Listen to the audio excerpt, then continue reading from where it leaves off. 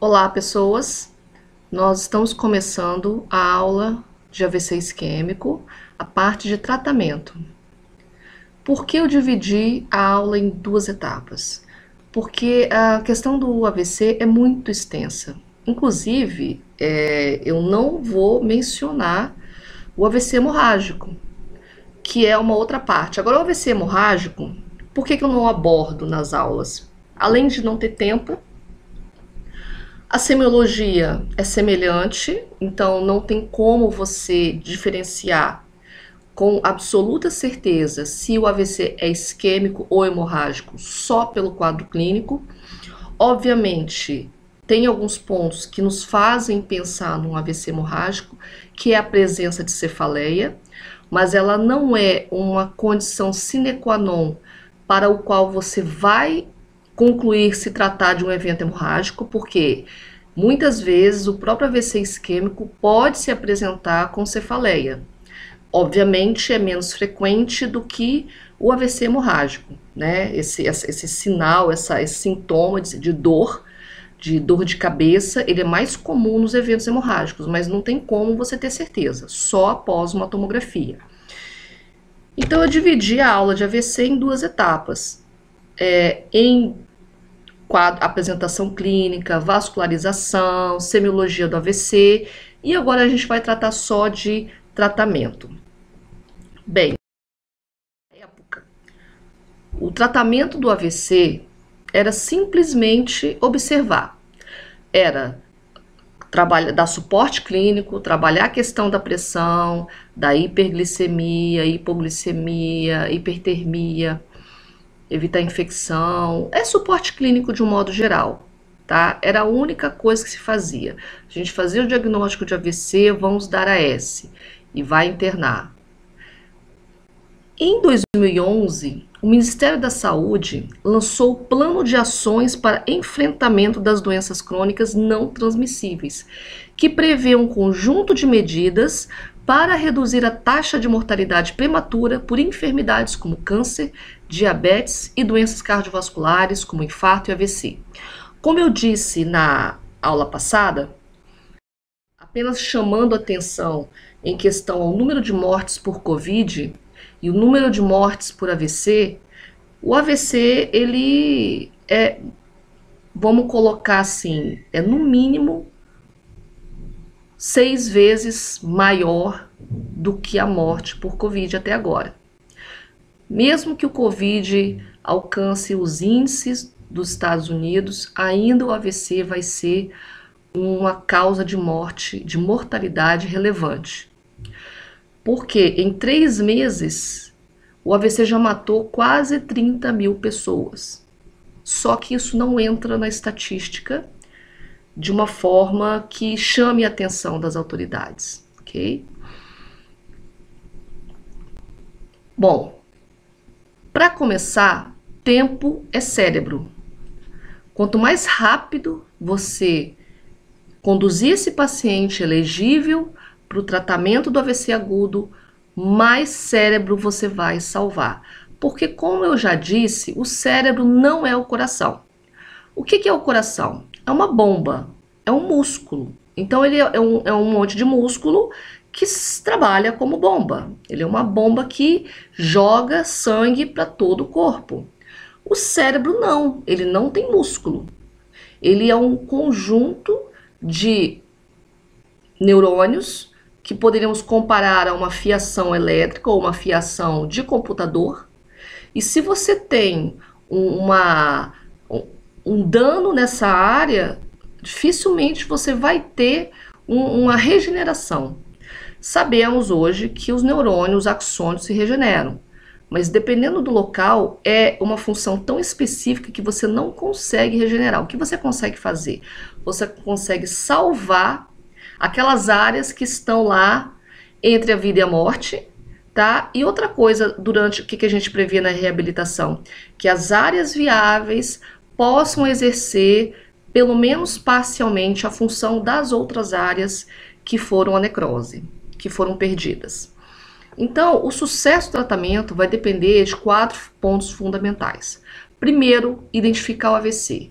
Uma rápida identificação dos sinais de alerta. Segundo, imediato encaminhamento para o serviço de emergência. Terceiro, não adianta você encaminhar o paciente com o diagnóstico se você não tem um suporte pré- e intra-hospitalar para os casos com suspeita de AVC. Aí entra a eficiência do SAMU. Quarto, diagnóstico e tratamento rápido através de protocolos pré-estabelecidos. Então, no mundo inteiro foram montados os times de AVC, ou seja, Stroke Team, que são preparados para que, assim que o paciente chegue, seja admitido no serviço terciário, já tenha todo um algoritmo pronto para ser realizado com aquele paciente. Então, primeiro, tem que ter uma identificação rápida e precisa, e para isso a população tem que saber que aquela pessoa está tendo um AVC, por quê?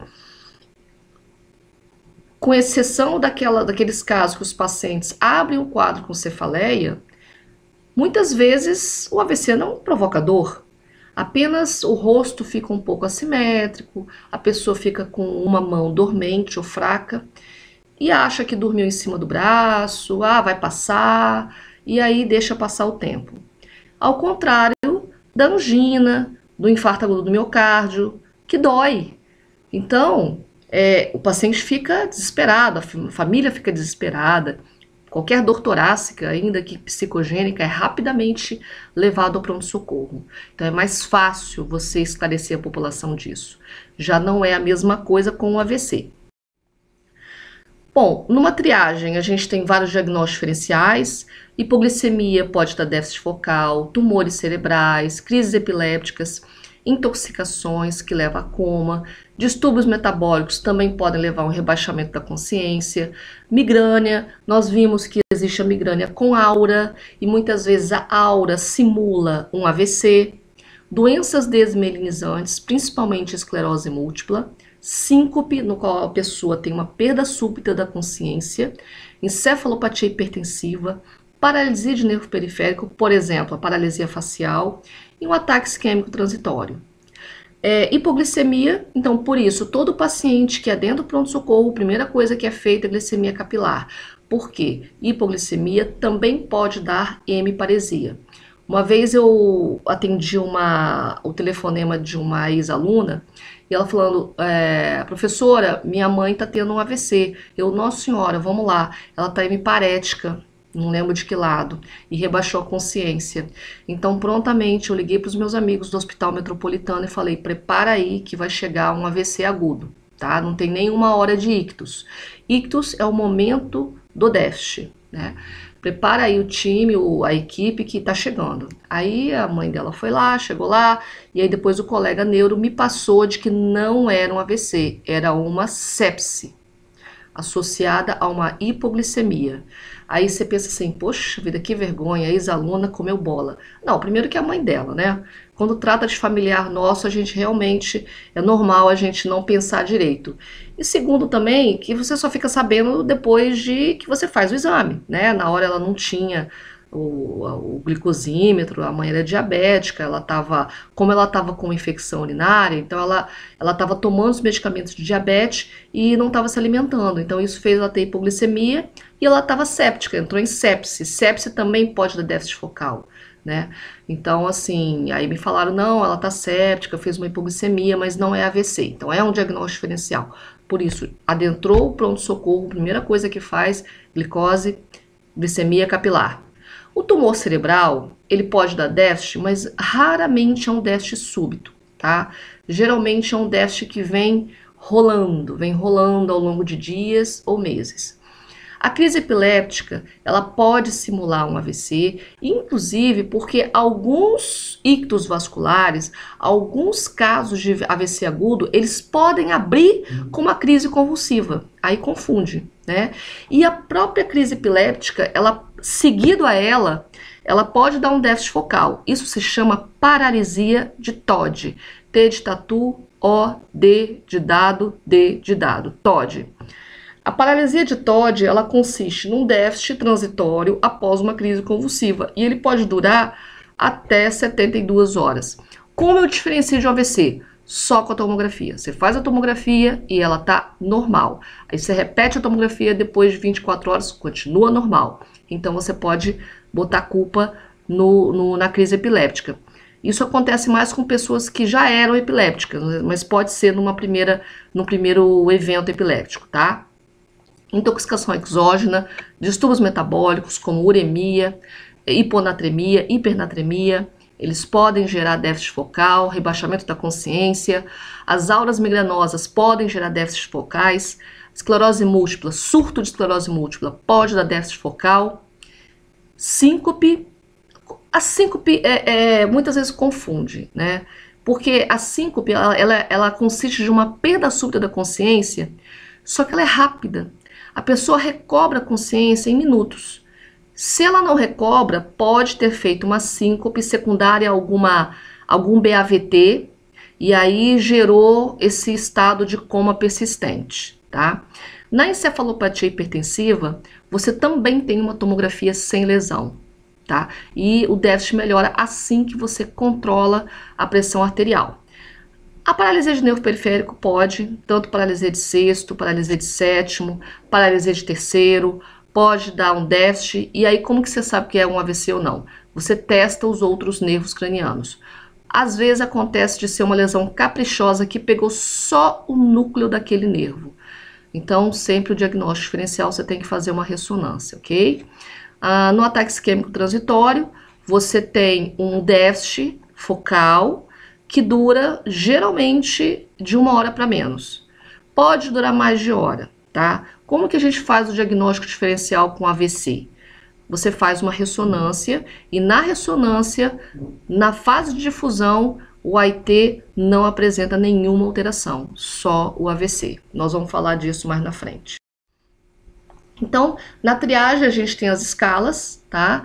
Essas escalas alertam para os principais sinais e sintomas relacionados ao AVC e devem ser utilizadas rotineiramente pelo serviço de triagem médica, tanto do hospital como do SAMU, nos serviços pré-hospitalares. Vocês não precisam saber, é só saber que existem, é mais para otimizar o atendimento do paciente. Aqui é um formulário que os SAMUs do mundo inteiro seguem.